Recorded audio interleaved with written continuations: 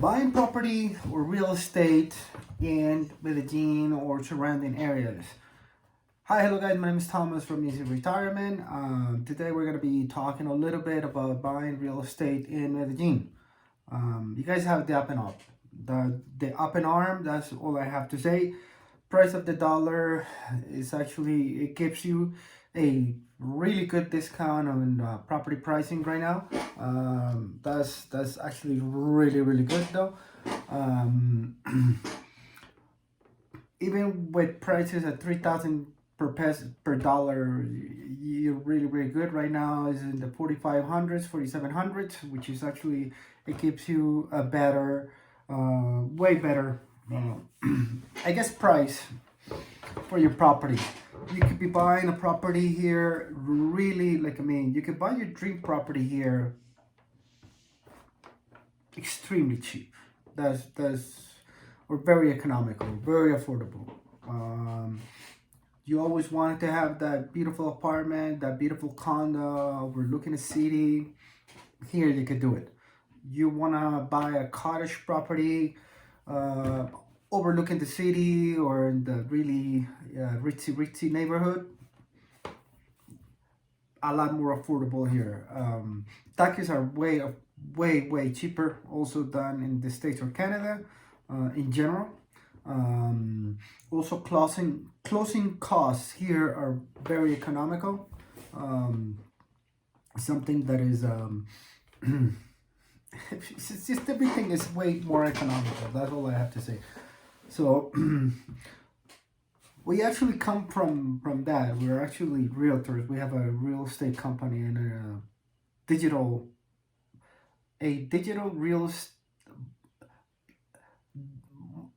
marketing real estate company. So now prices of properties have been we don't have bubbles, real estate bubbles in Colombia. That's one thing that is very important to note, because real estate bubbles are created by banks, not the case in Colombia. Banks in Colombia are actually quite hard to lend people money, so it's more difficult because you gotta prove to the bank that you have money in order for them to lend you money. It's not what happened in the States or Canada or Europe, where people were betting on you not to be able to pay them back so they can collect their insurance. I know. But it's in all in all, real estate here, economical. You can buy that dream property that you always wanted to buy here, not a problem. Now, another thing though, homeowners association fees are very cheap.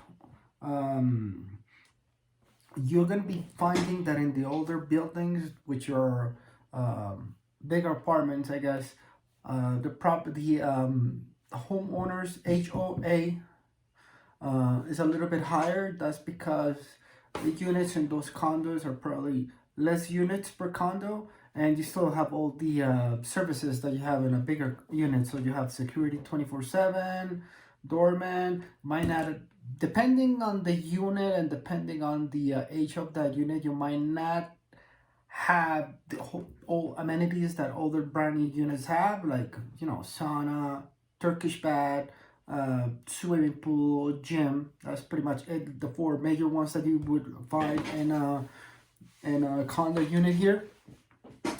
But they're actually really good. So now those kind of units, you'll be finding that the HOA for those kind of properties, homeowners association, home HOA, it's actually a little bit higher in the older buildings, in the premium neighborhoods like Poblado kind of deal.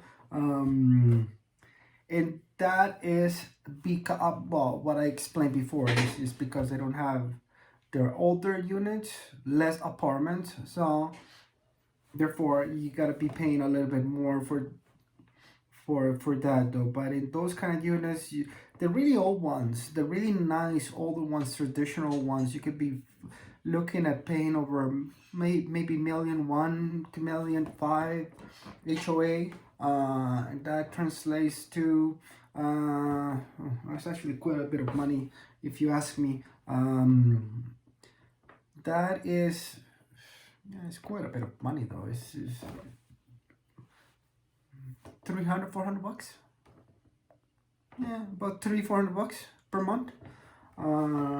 Still, well, it's not that bad though, but it does hurt at the end of the day though, so that's not for everybody.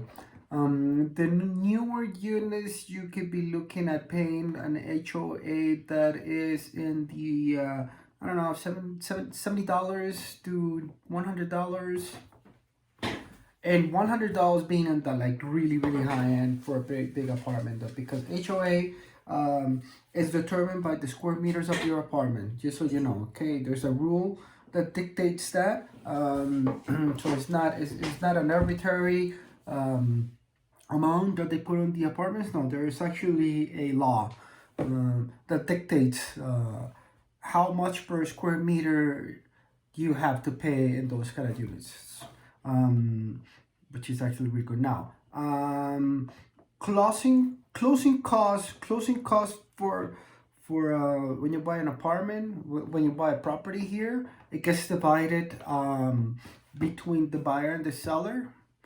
Just so you know, there's a little portion that that has to be paid by both. The higher amount of the closing cost is paid by the seller because they have to pay taxes on the property. Now another very important fact about buying a property here: you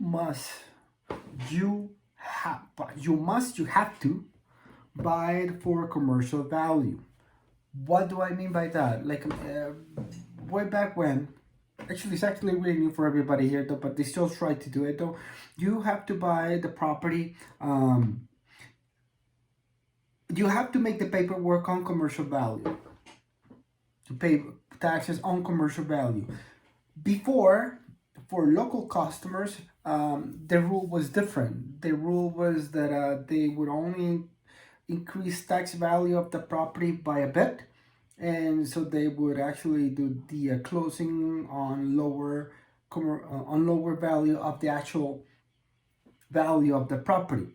Government actually took action on that and said, no, you guys are underpaying taxes. Everybody's on the same level now. Foreigners, expats, retirees were never allowed to do that because you guys have to bring the money legally into the country. Plain and simple. You have to do it to Banco de la República. Well, you don't do it through them, but everything is filtered through them. All the major banks have to actually filter the money through them. So there's actually a few companies that bring the money for you into the country legally, obviously. They're all banks or fiduciary companies. We actually have a really good relationship with Colta Financiera, which is actually, they give us a VIP service for our customers. We're actually allowed to open bank accounts for customers in that bank, which is actually impossible in other banks. So just so you know, so everything has to go through them, which is actually really cool. And everything gets deposited in the States. When everything actually even before you're allowed to deposit money into your account, or they even open your account, they would actually, you have to comply to the bank's rules. They're pretty much the same from every bank though, but compliance departments might have different rules. That's because Colombia the Colombian government, the Colombian banking system has to make sure that you're not laundering money. We know you're not laundering money because we know that. Like, I mean, our customers would never do that. But that was the case way back when. So, and do remember we have that little history, that dark little history. So, anyway, if you guys have any more questions, if I made you more confused with this video, let me know. ask me any question. If you guys want to talk to me, let me know. My name is Thomas from Easy Retirement. Thinking about your retirement. Goodbye for now. This video is very long. Hopefully I didn't bore you with this. Goodbye for now. My name is Thomas. See ya.